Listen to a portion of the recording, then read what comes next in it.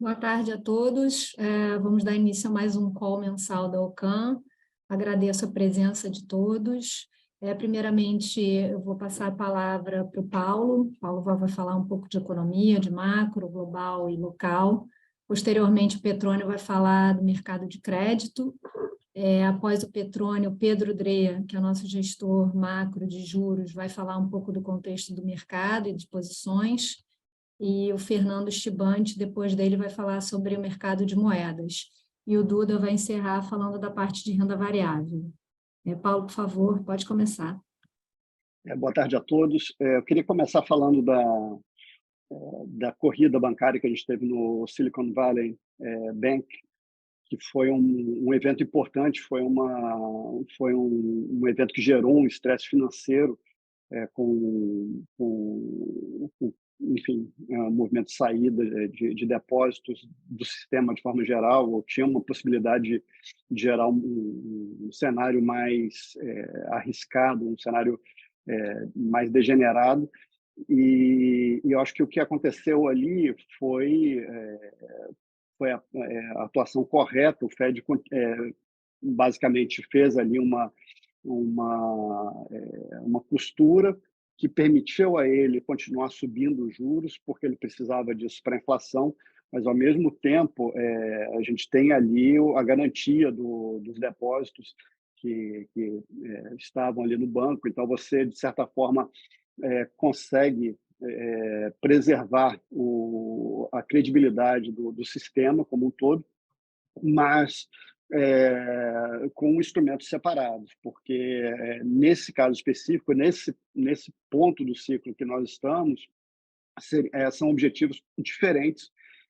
O objetivo de estabilidade financeira demandaria um tipo de atuação, e o objetivo de perseguimento de inflação demandaria outro tipo de atuação, se nós pensarmos só na taxa básica de juros. Então, ele precisava de dois instrumentos, foi o que ele fez.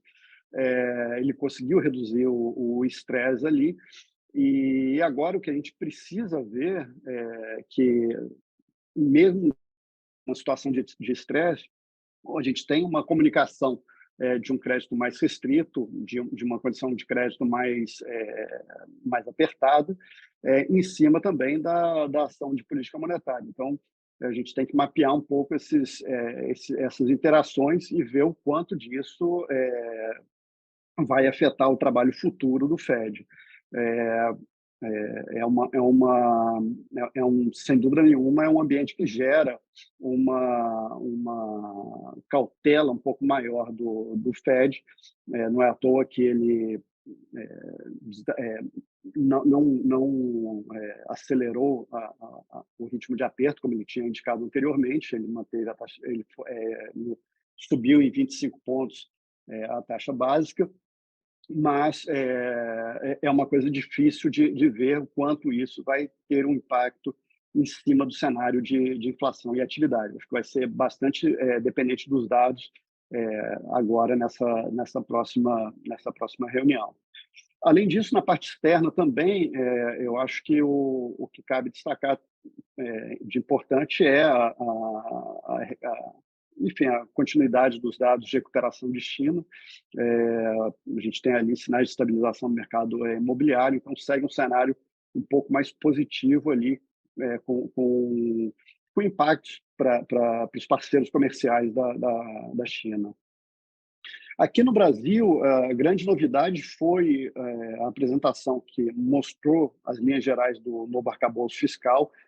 Nós ainda não temos o texto final, que deve ser divulgado nos próximos dias, então os detalhes ainda podem fazer bastante diferença, mas a gente agora conhece as linhas gerais do programa.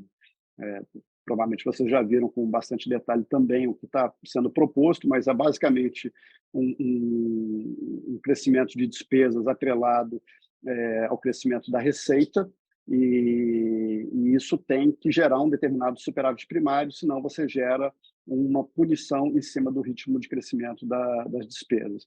As despesas ficam rodando dentro de uma banda, que, em termos reais, de 0,6% a 2,5% de crescimento, que é mais do que a gente tinha no teto. Portanto, em relação ao arcabouço anterior, é um afrouxamento. Mas, além disso, acho que tem uma outra repercussão, porque só a regra em si, aqui segundo os nossos exercícios e usando sensibilidades de crescimento razoáveis, na nossa opinião, só a regra seria uma consolidação fiscal muito gradual. Então, acho que o ponto mais claro, e eu acho que isso está bem refletido em todas as coletivas do Haddad e de outras autoridades do Ministério, é que a regra ela precisa ser complementada por um aumento de receitas. Então, tem algumas opções na mesa, têm sido aventadas aí na mídia. A gente ainda não sabe realmente o que vai ser apresentado ou não, provavelmente nem vai estar incluído no texto do arcabouço fiscal, mas seria uma rodada logo depois, justamente para complementar esse pacote.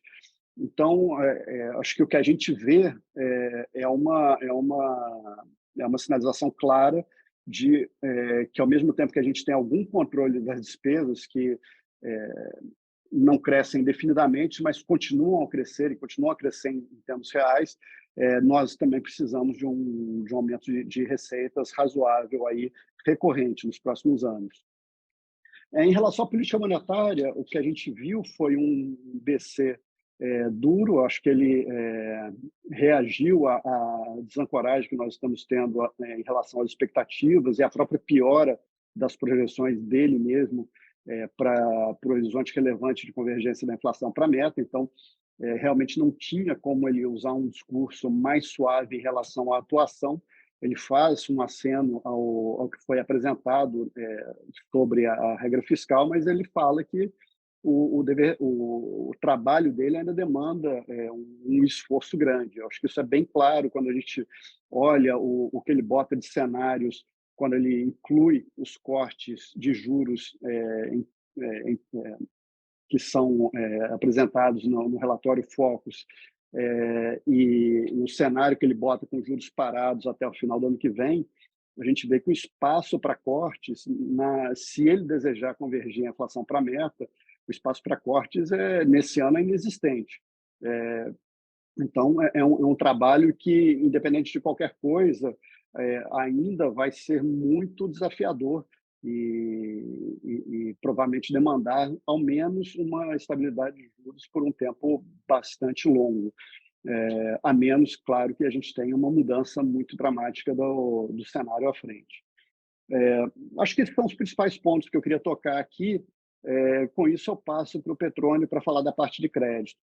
Obrigado, Paulo. Obrigado a todos aí pela oportunidade de bater um papo. Eu vou falar um pouquinho sobre o mercado de crédito, então, no mês passado, mês de março. E a gente tinha uma expectativa de começar a ver uma melhora. Para lembrar, a gente teve um mês de janeiro muito impactado por razões americanas, fevereiro por light, março seria um mês sem nenhum evento de crédito, e não, de fato, não aconteceu. Então, era esperado que tivesse uma melhora de desempenho. Isso acabou se mostrando mais de forma tímida. Se a gente pegar o IDADI, ou o que aconteceu com a maior parte dos fundos de crédito, eles tiveram já um desempenho positivo, ao contrário do que aconteceu nos outros meses, né, para a maior parte dos fundos, mas ainda com rentabilidades inferiores ao CDI. E isso acho que leva a gente a pensar, olhando para o desempenho do primeiro trimestre do ano, e tendo em perspectiva o que se imaginava no fim do ano passado, né, que era um ano bom para ativos de renda fixa, se alguma coisa mudou, né, se tem alguma mudança estrutural. E eu acho que vale a pena fazer uma retrospectiva, né, do que a gente pensava que eram os fatores que levariam a crer, né, que teríamos um ano muito bom para renda fixa e crédito em particular. E eu acho que são dois pontos principais. Um é a questão mais de fundamento mesmo, né? Pensar num ano com juros altos, como o Paulo comentou, você colocar bons ativos de crédito em cima, um spread na casa de 1,5% a 2%, historicamente se coloca como sendo uma estratégia vencedora. E isso a gente continua acreditando. Não teve nenhuma mudança nesse cenário estrutural.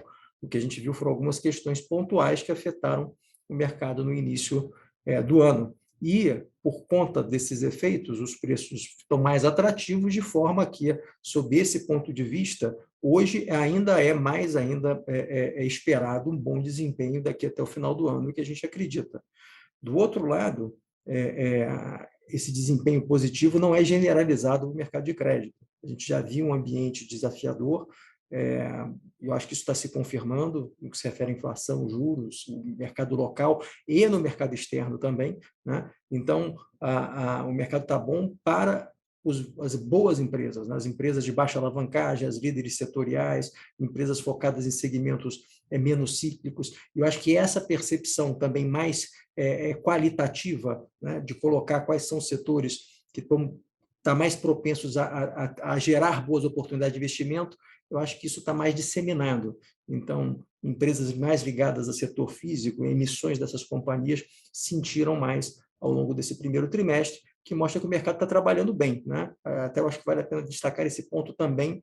O mercado sempre esteve funcional, com bastante volume no secundário e mostrando bastante maturidade. Então, eu acho que passamos bem por esse teste do começo do ano.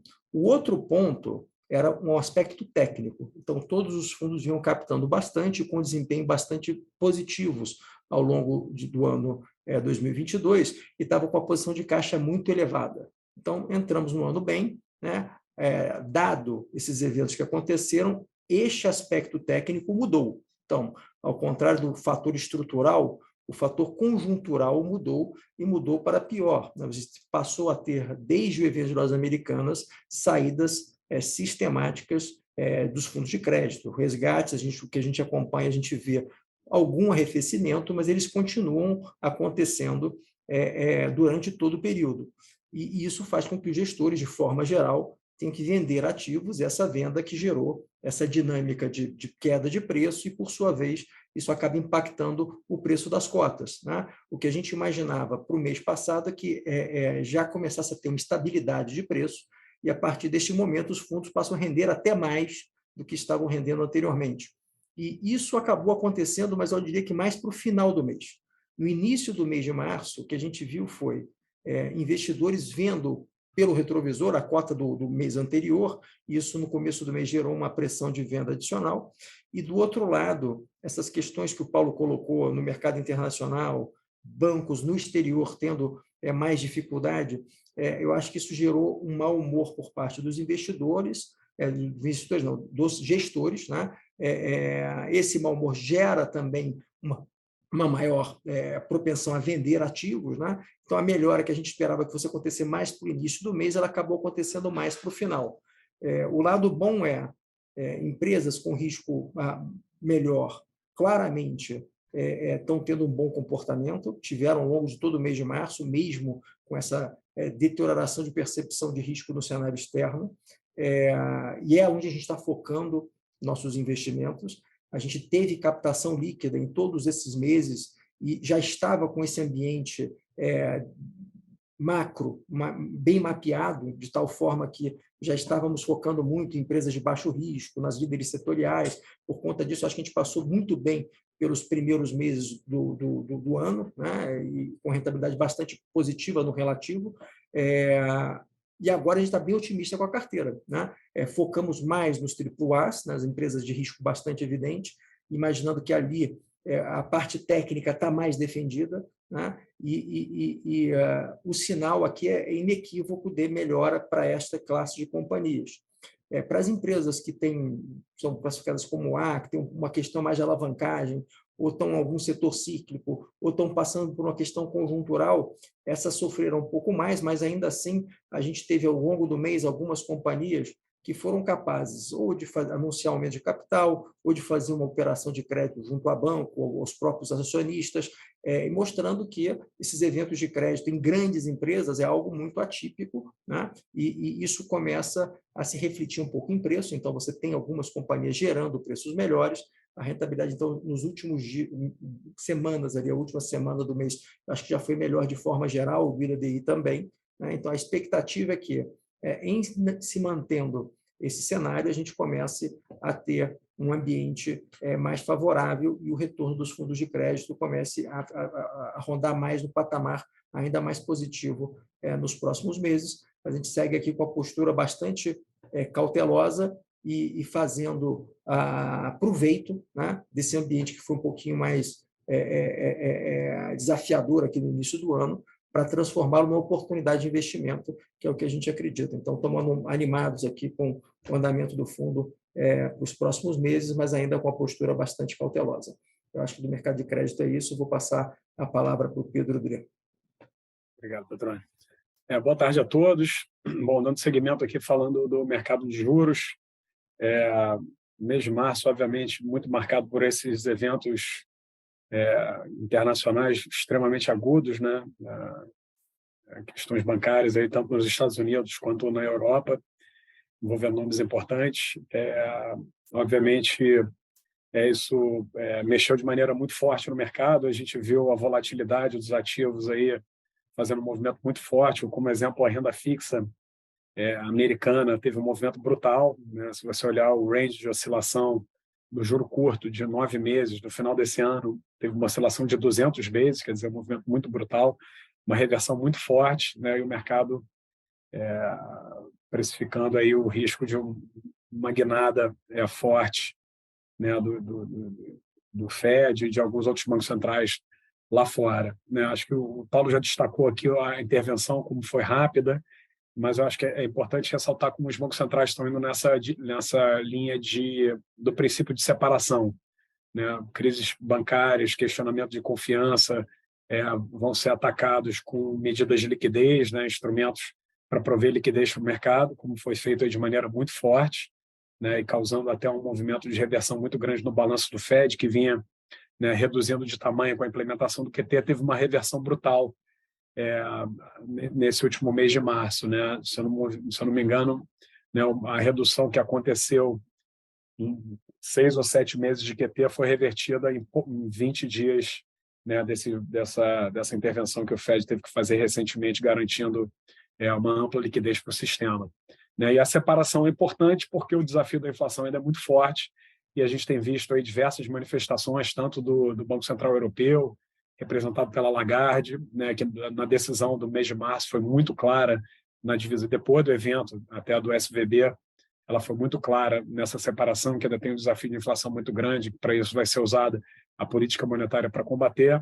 Alguns membros do Fed também vieram nessa mesma linha, né, mas o Powell, na coletiva de imprensa da reunião do FONC, ele deixou transparecer uma visão um pouco mais dovish, nos deixou até preocupado, porque acho que ele não conseguiu passar uma confiança muito grande acerca do sistema bancário americano. Mas o fato é que o mercado reagiu muito bem a essa resposta do Fed, essa intervenção, né? O mercado gosta muito de injeção de liquidez, e a gente viu aí no mês uma reação, de certa forma, até positiva dos principais ativos de risco lá fora, a Bolsa, né? A Bolsa subiu no mês de março, no mês que aconteceu o evento, né, tão forte na economia americana.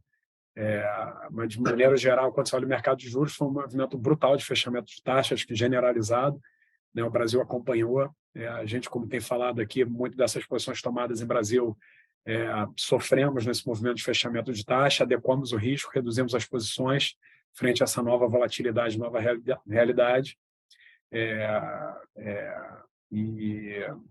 E é isso, o mercado, então, fez um movimento muito forte de fechamento de taxa, e a gente, na nossa visão, essa parte internacional, o que a gente fez foi reduzir um risco que já estava relativamente baixo. A gente vinha falando há algum tempo aqui de posições em Japão, né, que acho que no momento em que o mercado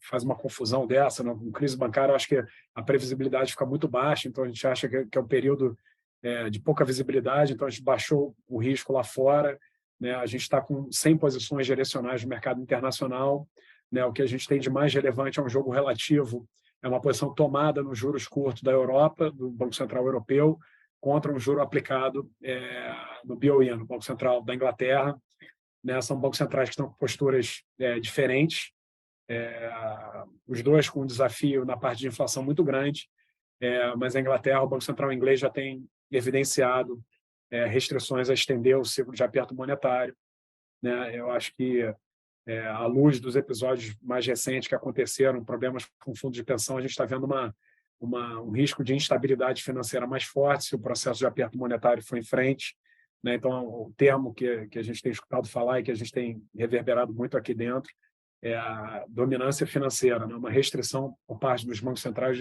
de não poder fazer o aperto monetário necessário por conta de riscos no sistema, né? Então, o Banco Central inglês está com esse desafio, apesar da inflação estar muito, muito forte, o Banco Central não consegue ir muito além no ciclo de juros, o Banco Central Europeu ainda tem um aperto aí contratado para ser feito, né? Muito manifestado aí pela própria Lagarde aí na última reunião do ECB. Então, a gente tem esse jogo relativo.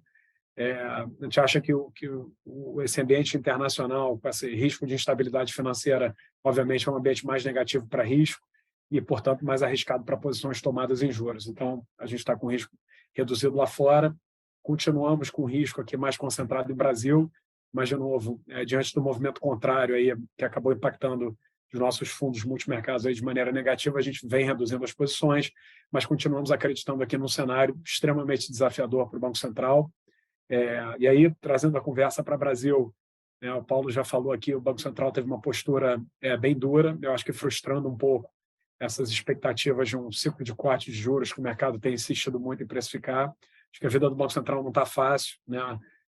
Todo mundo tem acompanhado aí as sucessivos ataques aí ao Banco Central, uma pressão enorme do governo, né, do ministro da Fazenda, de todos os lados, para reverter esse aperto monetário que aconteceu, mas o Banco Central tem mantido uma postura firme.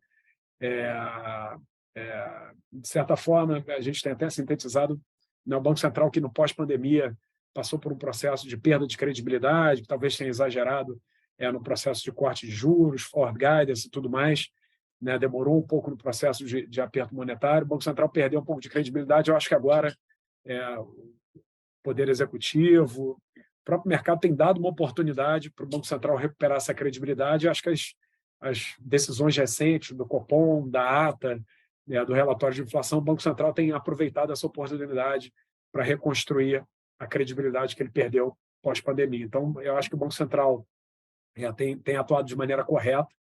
A gente não enxerga o espaço para o corte de juros. A evolução do arcabouço fiscal ainda está muito fluido, né? O Paulo falou que o texto não foi apresentado, a gente ainda tem que ver muita coisa, mas a gente não vê nesse pacote que está desenhado aí uma consolidação fiscal forte, né? Todo mundo já sabe que está muito para o negócio dar certo, tem que ter um aumento de carga tributária, né, muito forte. A gente já sabe que isso é difícil de implementar no atual estágio, que a gente já está de uma carga tributária muito elevada.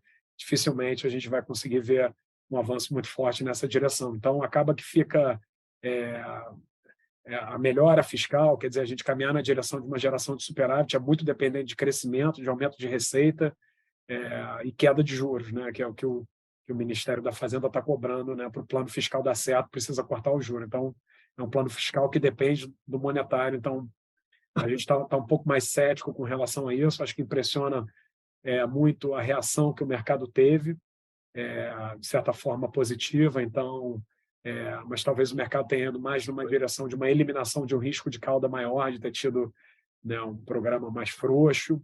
E, de certa forma, eu acho que essa performance mais positiva de juros aqui também é muito, muito amparada no que está acontecendo na região aqui, quando você olha América Latina, México, Colômbia, Chile, todos os países aqui do bloco com um ciclo, a curva de juros estão precificando um ciclo de corte bem relevante. O México com mais de 400 bases, o Chile com mais de 600, quase 700 bases de corte, Colômbia com mais de 500 bases de corte. Então, eu acho que esse ambiente, quando você olha, pensa do ponto de vista do investidor estrangeiro, comparando o Brasil está com aproximadamente 300 bases de corte, relativamente a pouco, mas para o nosso histórico é muito corte. A gente acha que o Banco Central não tem espaço para entregar o que está na curva, e a gente continua com uma visão de que o mercado de juros vai sofrer uma frustração, né, e que deveria, de certa forma, refletir um prêmio de risco mais elevado. Então, apesar de posições menores, a gente continua aqui perseguindo posições tomadas em juros, acreditando que o Banco Central vai manter essa retórica mais dura e tentando telegrafar para o mercado que, nas condições atuais, não tem condições de promover um afrouxamento da política monetária. Então, a gente continua aqui com posições em Brasil, a maior risco do portfólio de juros, lá fora mais esse jogo relativo, aguardando um momento aí de maior definição para voltar a se posicionar de maneira de risco mais elevado. Então, acho que é basicamente isso. Eu vou passar para o Chimante aqui para falar do mercado de moedas. Obrigado, Pedro. Boa tarde a todos. Bom, acho que aqui na parte de moedas, março acabou sendo novamente um mês aí de dólar mais fraco em geral, muito por conta da percepção dessa maior preocupação aí do Fed em relação ao que já foi dito aqui, ao sistema bancário americano. Acho que essa reprecificação relativa mais forte da curva americana em relação aos outros países aí desenvolvidos acabou sendo meio que o fator mais decisivo para explicar esse movimento aí de dólar mais fraco, né? E foi um movimento generalizado aí contra todas as moedas aí, basicamente, desenvolvidas e emergentes.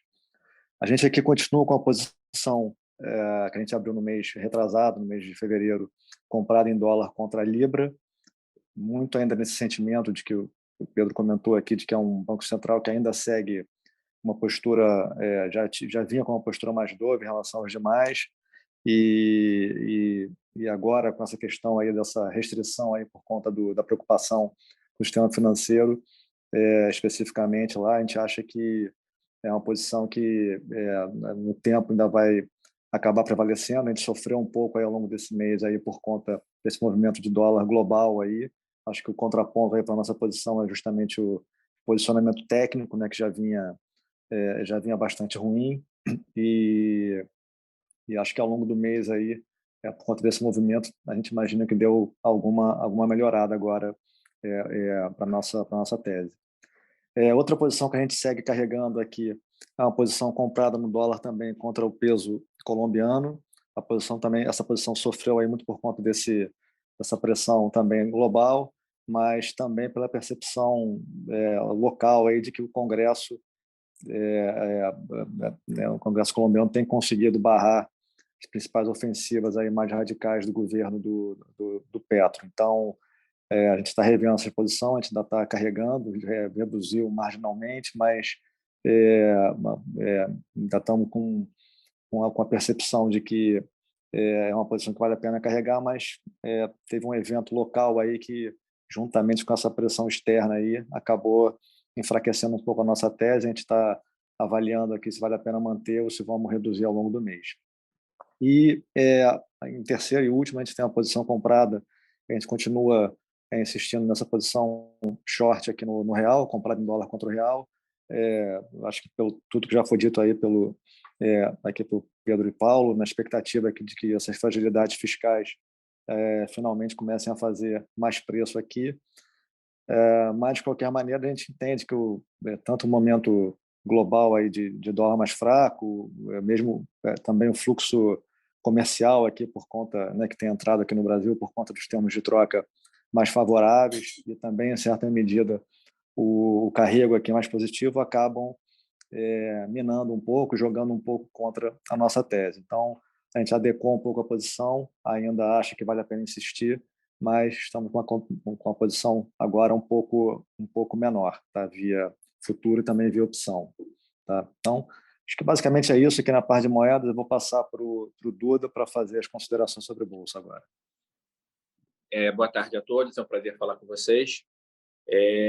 Bom, primeiro pegando um gancho até no resultado do mês, né? A gente nunca gosta de ter um resultado negativo, a gente é bastante preocupado aqui com gestão de risco, mas como foi passado pelo time macro, teve uma descontinuidade nos juros, a gente ajustou os riscos, diminuiu, e também ajustamos um pouco na bolsa, ficamos sem exposição direcional. Na bolsa a gente conseguiu gerar valor, gerar resultado acima do Bovespa, que foi mais uma vez ruim, teve queda de quase 3%, mas a gente conseguiu gerar um valor positivo, e apesar da descontinuidade, o resultado da bolsa foi mais marginalmente negativo. Tá? Outro ponto é que no nosso risco consolidado a gente tem uma estratégia mais macro-direcional de algumas economias mais frágeis, incluindo o real comprado no dólar, mas aqui também a gente equaliza até por umas posições que a gente tem de algumas empresas exportadoras, que a gente também acha o que a gente está num capítulo da Bolsa um pouco mais frágil do ponto de vista macro para o Brasil até do que o próprio câmbio. Então, a gente também tem uma estratégia que a gente neutraliza um pouco essa posição do dólar, que a gente está vendido na Bolsa e vendido no câmbio aqui no Brasil. Tá? Vamos comentar um pouco o que a gente tem feito. Tá? A gente tem conseguido expandir o risco aqui de forma protegida, tanto lá fora, nos Estados Unidos, quanto no Brasil. Tem tido temas interessantes. A gestão ativa também tem sido importante. Há muita volatilidade no mercado, mas a gente tem visto como está bem protegido e procurando gerar alfa, a gente vê isso como oportunidade. Tá? Então, a gente tem feito algumas rotações no portfólio. Não é o nosso estilo é ser extremamente fundamentalista, mas também gera oportunidade, porque o que demorava um mês para acontecer, acontece numa semana. Tá? Bom, lá fora, tá? Na gestão externa, a gente tem expandido principalmente alguns temas de tecnologia, e aí esses temas de tecnologia são empresas extremamente resilientes, esse tema tem funcionado, e também são empresas de tecnologia com uma vantagem comparativa em inteligência artificial, que a gente acha fundamental, é um pouco o tema do momento, mas é um tema que a gente acredita é bastante tangível, que as empresas efetivamente vão conseguir monetizar e vão conseguir fornecer algo diferenciado para os clientes, tá? Mas com outros temas também de geração de caixa bastante favoráveis, tá? Outro tema que a gente tem é financeiro não bancário, aí são plataformas, são empresas de cartões de crédito, são bastante resilientes nesse cenário, também macro mais desafiador, mas a gente é conservador com o sistema financeiro americano, acho que continua uma questão nos bancos médios e continua uma questão no financiamento a imóvel nos Estados Unidos. Tá? Então, a gente tem procurado esse tema também está protegendo essa parte do mercado americano, mas também protegendo com outros setores do S&P para proteger também o nosso portfólio. Tá? Na Europa, a gente continua perseguindo alguns temas de empresas de commodities. Agora, a gente, dado o nosso círculo de competência e nas oportunidades relativas na Bolsa Brasileira, a gente tem pego até algumas empresas brasileiras que têm vantagem comparativa em commodities, então a gente não está precisando exatamente na Europa. E na China, a gente tem olhado mais plays relativos no setor de tecnologia, particularmente e-commerce, mas, de novo, a gente também está achando mais atrativo no mercado americano, então tem concentrado os investimentos lá. Tá? Bom, vindo para o Brasil, eu acho que o Brasil, esse tema é um pouco mais conservador para o mercado, porque nós temos algumas empresas mais resilientes que têm um potencial de valorização maior, mas têm um beta menor, e estamos totalmente protegidos. Então, realmente é um tema efetivamente para gerar alfa. O que eu acho que o capítulo que a gente vai ver um pouco à frente é que, com o novo arcabouço fiscal, você tem a intenção já declarada do governo de ajustar isso, tirando algumas distorções tributárias, mas, ao final do dia, isso significa aumento de imposto. Isso não está claro aonde vai ser, mas será um efeito negativo, porque tira de alguns benefícios de imposto.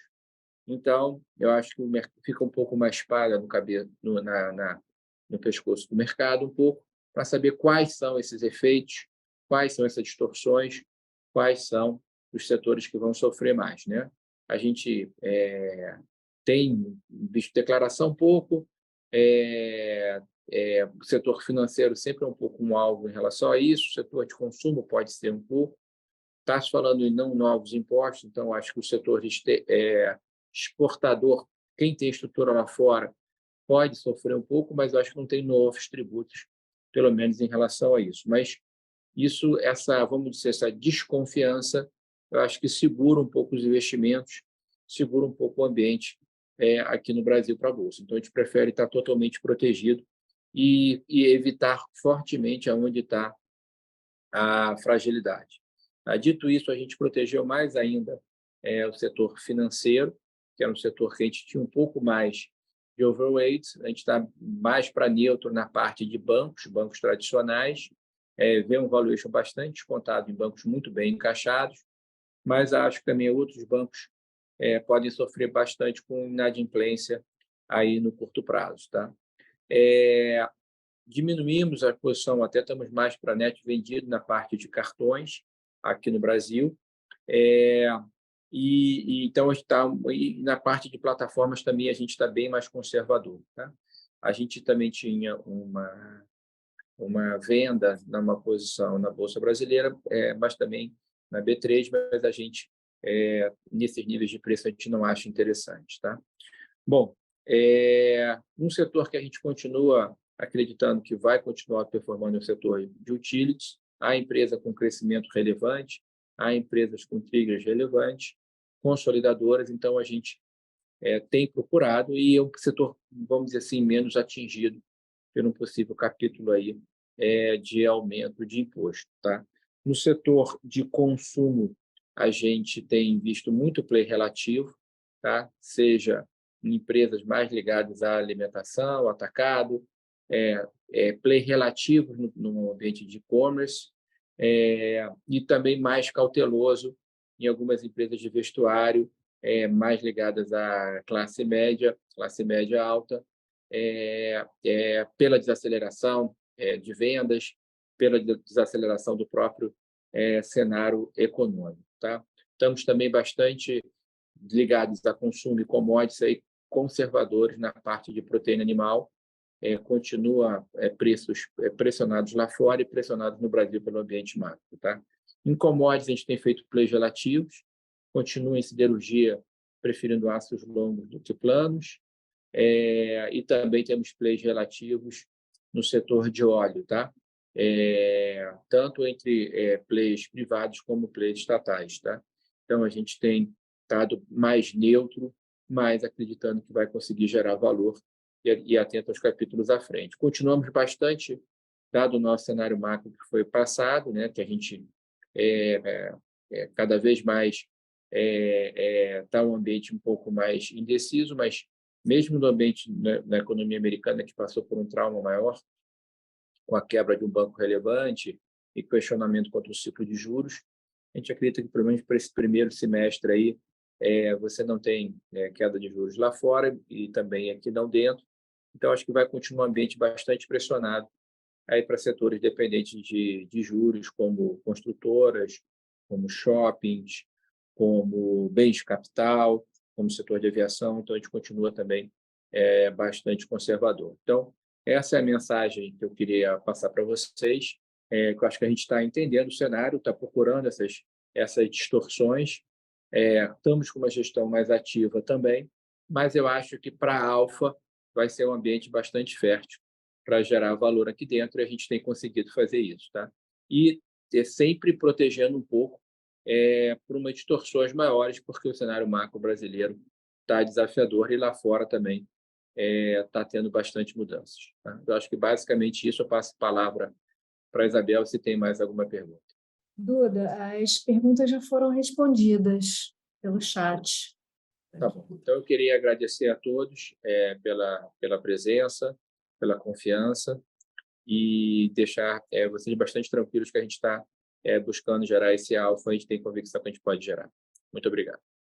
Obrigado a todos e boa tarde. Boa tarde. Obrigado.